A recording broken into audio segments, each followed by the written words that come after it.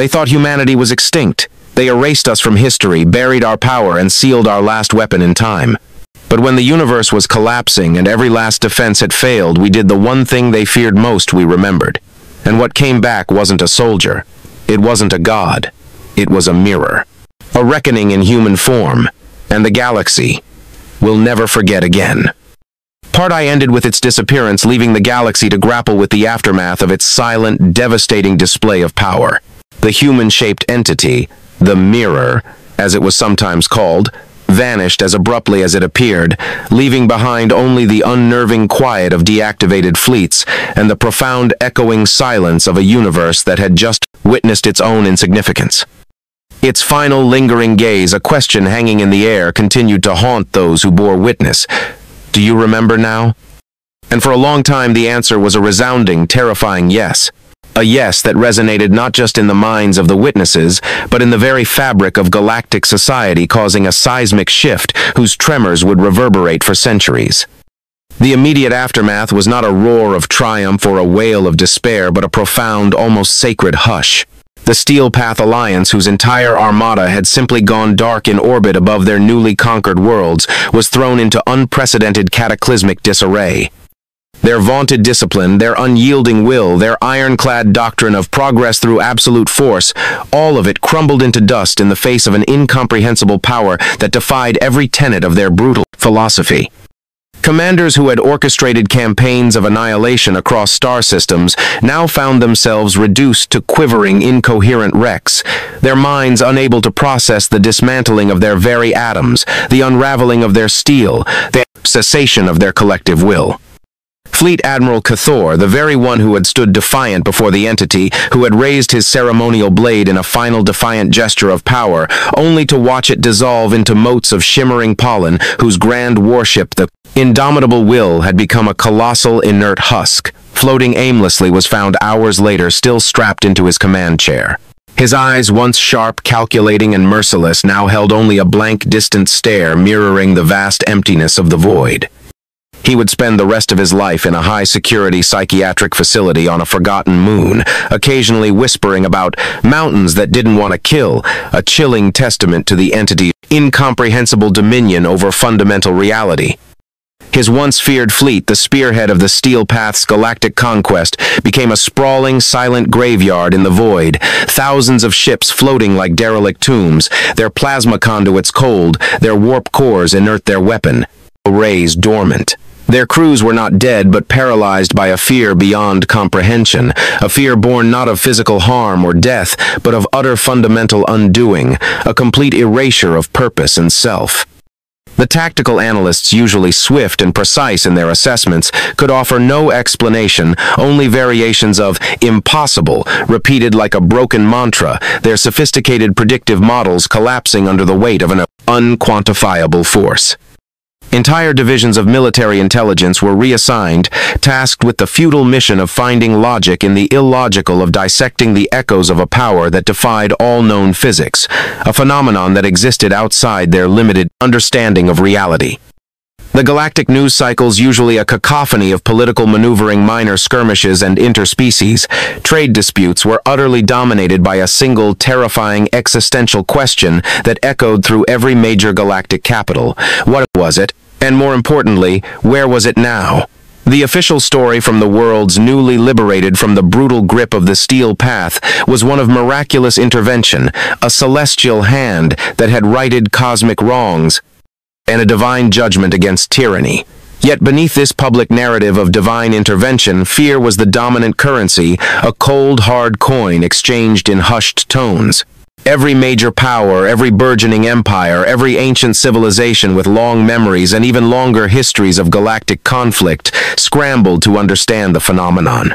Their most advanced sensors could detect no trace, their most sophisticated algorithms could not predict its return. It was as if it had simply ceased to exist, leaving only its terrifying imprint on the collective consciousness of the galaxy. Expeditions were launched into the deepest reaches of the void, desperate to find any lingering energy signature, any trace of the entity's ephemeral path, but the cosmos yielded nothing but its customary cold silence. The scientific community was forced to reevaluate fundamental principles of reality as the entity's actions had defied every known law of physics, every established theory of energy and matter, every hypothesis on the nature of space-time. Research grants surged into esoteric fields, quantum entanglement, temporal mechanics, sentient cosmology, long dismissed as fringe science, as desperate minds sought any path, any theoretical loophole to understanding what had transpired. Counselor Mira, the one who had activated the ancient system, found herself thrust into an unwanted, almost sacred spotlight. From being a fringe figure in a forgotten bunker, she became a reluctant oracle endlessly interviewed by frantic diplomatic envoys from newly terrified empires, desperate military strategists, seeking weaknesses and zealous spiritual leaders, seeking divine revelation. Her words, often cryptic and layered with profound meaning, always weighed down by the incomprehensible enormity of what she had witnessed, became a kind of sacred text for the newly formed Cult of the Echo, a rapidly growing fringe group that believed the entity was a divine arbiter, a cosmic conscience, a living god returning to cleanse the universe. They built shrines to the silence it left behind, meditating on its final questioning gaze. Mira, however, saw it differently. She saw a reflection. It wasn't a god. She would explain, her voice hoarse from endless, recounting her eyes holding the same distant knowing as the entity's final gaze, a profound, unsettling peace. It was us, the purest, most terrifying potential of our own forgotten past. It showed us what happens when we forget our place in the cosmic order, when we allow ourselves to become solely instruments of destruction, when we disregard the fundamental interconnectedness of all things. It was a mirror held up to the galaxy, reflecting its own imbalance. Her insights, though often dismissed as philosophical ramblings by hardline military strategists focused on countermeasures and weaponization, resonated deeply with the common people who had seen their worlds liberated without a single shot fired by their own forces. Her story became a rallying cry for those seeking a more peaceful, unified galactic future, a vision beyond endless conflict and dominance. She became a symbol of hope and warning in equal measure, a living bridge between a terrifying past and an uncertain future. The galaxy, having been forcefully reminded of the concept of humanity, not merely as a biological species, but as a principle, a fundamental force capable of profound creation and terrifying unmaking, began to dig with an unprecedented urgency. Ancient archives, previously dismissed as mythological texts or forgotten curiosities, were unearthed from dusty vaults on dead worlds and deciphered with fanatical zeal by newly formed academic consortiums. Historians scrambled to piece together fragments of pre-Varnix history, a history so distant it had become indistinguishable from legend, often dismissed as the ramblings of pre-sentient cultures. Scholars dedicated their lives to translating archaic languages, deciphering complex symbolic systems of forgotten cultures, and reinterpreting long-lost cosmological charts that spoke of entities far beyond their current understanding. Tales of a long-lost species capable of manipulating reality at its fundamental level began to emerge not just as whispers, but as verifiable, if terrifying, fact. The legends spoke of architects of thought, beings who could reshape consciousness and intention with a mere thought. Weavers of truth, who could mend the very fabric of reality itself when it frayed from discord. And embodiments of balance, guardians against cosmic disharmony and the corruption of fundamental laws. These were not warmongering barbarians, not conquerors driven by greed or expansion, but beings who understood the very bedrock of existence, who could twist probability and unravel causality. The more the galaxy learned, the deeper the fear settled, transforming from primal terror into a chilling, existential dread. The human-shaped entity was not just a weapon, it was a living principle, a consequence of forgotten knowledge, a terrifying reminder of a power they couldn't comprehend, let alone control. Its very existence shattered the galaxy's comfortable understanding of its own history and its place within the universe, forcing a complete philosophical and scientific reckoning. Entire academic fields were created overnight dedicated solely to the study of humanity prime and its implications. The long-term impact on the Steel Path Alliance was profound, irreversible, and ultimately self-destructive.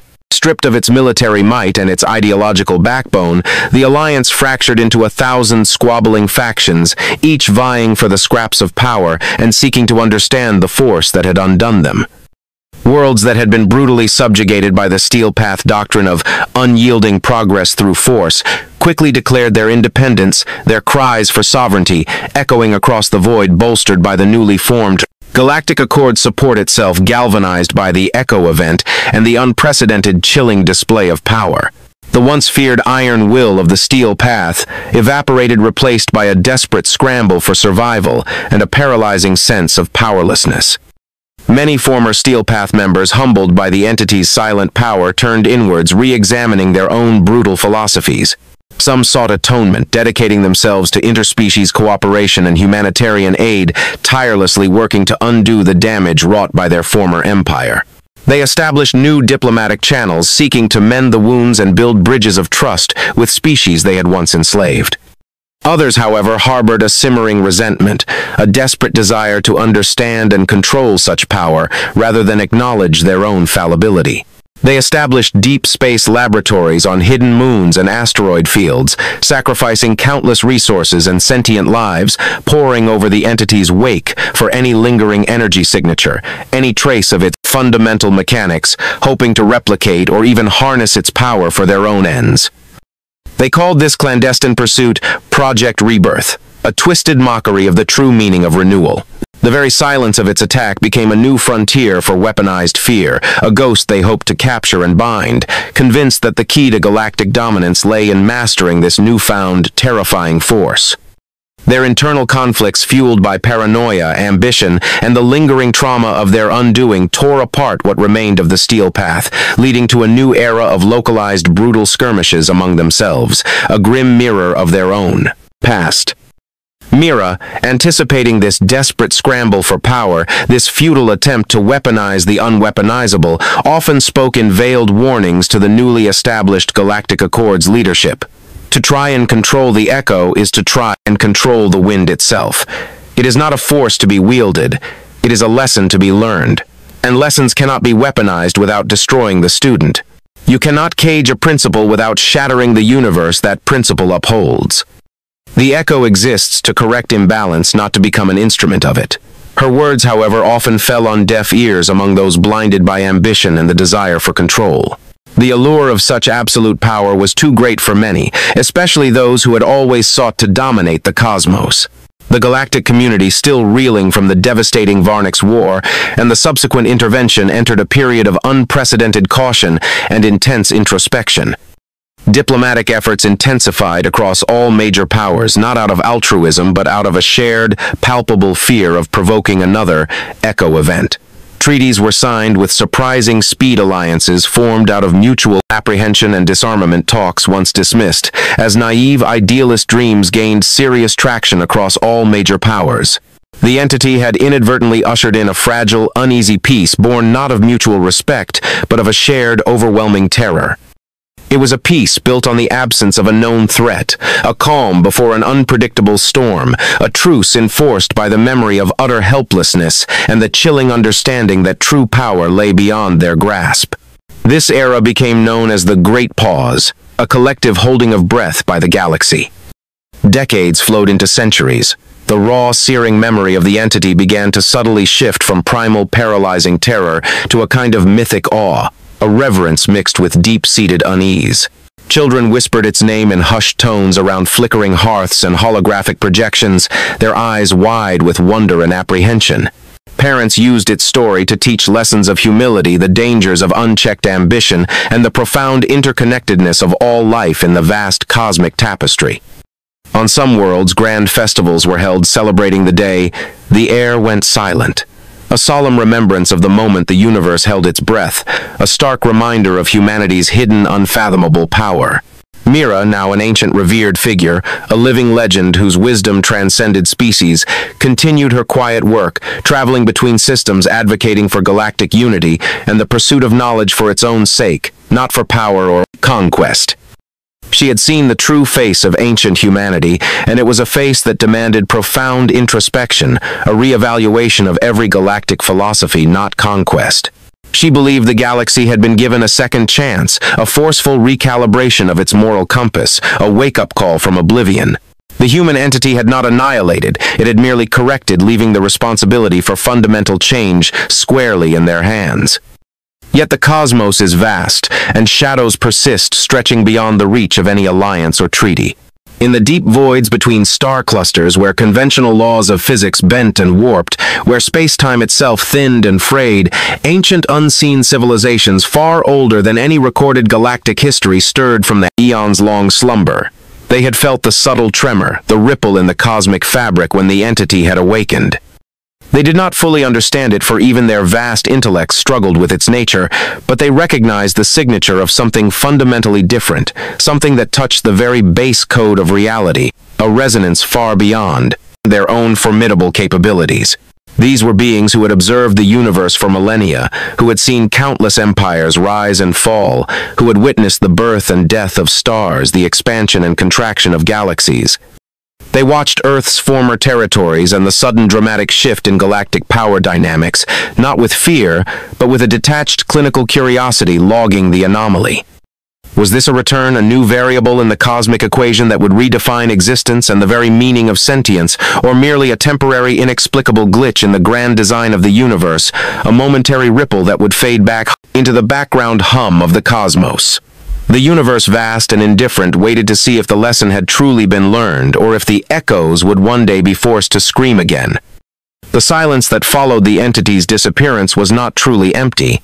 It was filled with the galaxy holding its breath, a fragile calm before an unpredictable storm, a cosmic stage set for the next act of a drama whose players were only just beginning to understand their roles and the profound, terrifying implications of the forgotten power that lay dormant. The memory of the vanished human entity hung heavy over every system, a constant silent question mark against the backdrop of the swirling stars, a reminder that some forces, once awakened, could never truly be forgotten, only momentarily absent.